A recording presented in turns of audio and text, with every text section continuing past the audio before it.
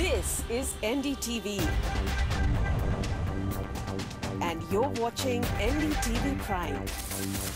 In association with Micromax. Nothing like anything.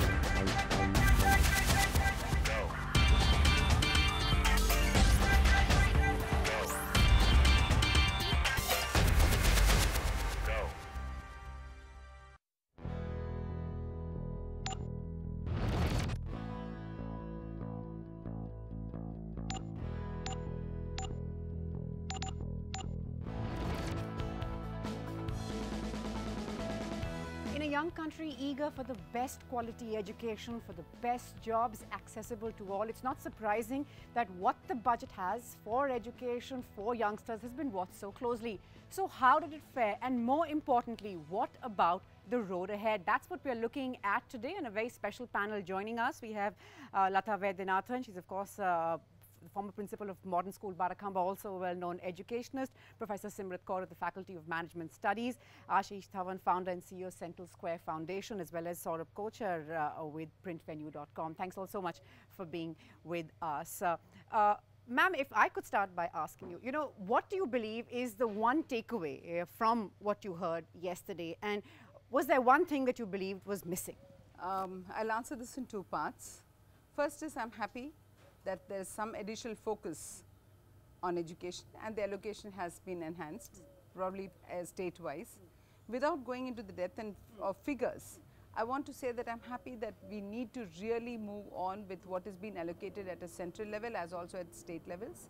So it's important to have the funding.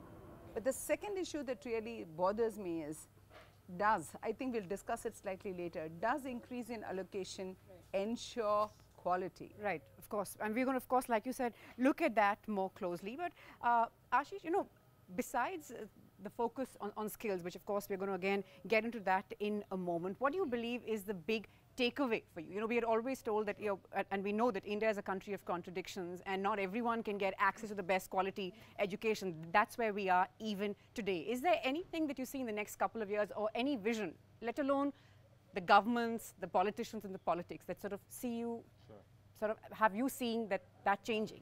Yeah, so I think the good news with this budget in particular is I see some strategic thinking manifested in this budget.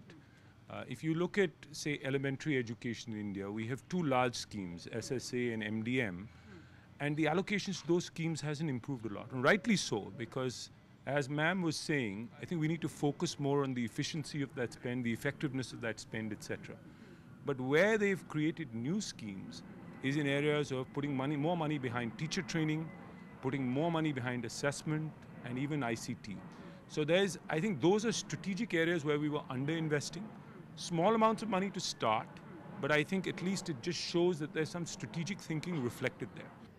Ma'am, just, yeah, go ahead, you want to make a point? No, are we talking about the IITs and IIMs here? Because I just want to sort of take the discussion to that since we've brought it up. And there's been, like I said, a lot of debate on it. I mean, there are some who would agree entirely with that. They are models that work, they have proved themselves. We need to try and duplicate that instead of going after a model that hasn't worked for us, has collapsed, or sort of is staring, its failures are staring us in the face. But there are others who say that, it does not, one size does not fit all. You cannot copy paste this model. Where do you stand? I think I'm in the latter half. I truly believe that while we are increasing the numbers, we are already 15 IITs. Have we brought them to the level? Have we given them the right infrastructure to exceed, to ensure that the people who are coming in get the same skills like Ashish was talking? At par with, let's say, an IIT Delhi or an IIT Roorkee, so the guys who've already been there and done that. So that for me is one. So secondly, I think we have to very efficiently differentiate the what and the how. The problem when we talk about education today is not what. We know what works. We know where we need to have the attention. But the problem is how do we get it? The problem is implementation. Right. But when we talk about industry, when we talk about e-commerce, when we talk about entrepreneurship, we have still not figured the what. So I think what this budget has done well is it has focused on the what when it comes to infrastructure and everything. On the education side, we don't see too much enhanced budget. We have some enhancements in the right areas, but I think the government is trying to focus more on implementation, which to me is the right step. Right. Professor Kaur, just if we just stay for another moment just with the IITs and IIM argument, where do you stand on this? See, India is a developing country, and with the demographic profile, there is a dividend which needs to be reaped, undoubtedly. And in terms of our primary education, Sarv Shiksha Abhiyan, we have reached the masses. And in terms of the higher education, and especially at the upper end, when you talk about the QS certification, the only institutions which come closing, in the top 200 or so are the IIMs or the AIM, the IITs. So duplicating them is certainly a good, desirable, it's at least in the right direction. But notwithstanding the positives of it, I do understand that there is a problem. The new IIMs that have been set up, students are the best of, the 99 percentiles are the one who are taking the CAT exam. And setting them just for the heck of distributing one each per state is probably not the best strategy, because we are not trying to have a trickle-down effect. It's not an industry that is being set up in a state which is going to create employment in that area. So, setting up an industry per state is a good kind of a thing, but replicating an educational institution may not necessarily be good. Also, on the other hand, we have observed even with my own students that the 99+ percentile students are not willing to go to the new IIMs at all. The infrastructure is world class. So despite that, there is something amiss within the current system, and the foremost amongst them is the faculty. And it's the same faculty which is also moving between the IIMs. So despite having the same faculty teach at different institutions, and what is working is proximity to metropolitan cities, because that is where the companies are going for the placement. And though it's not a good indicator, but ultimately placements is what has come down to that. And AIMS, setting up of AIMS, I'm all for it. This is something which has to be there in each state, maybe multiple in each state. Why should anybody be moving to a place like Delhi just to be treated and for research work in that area? Yes.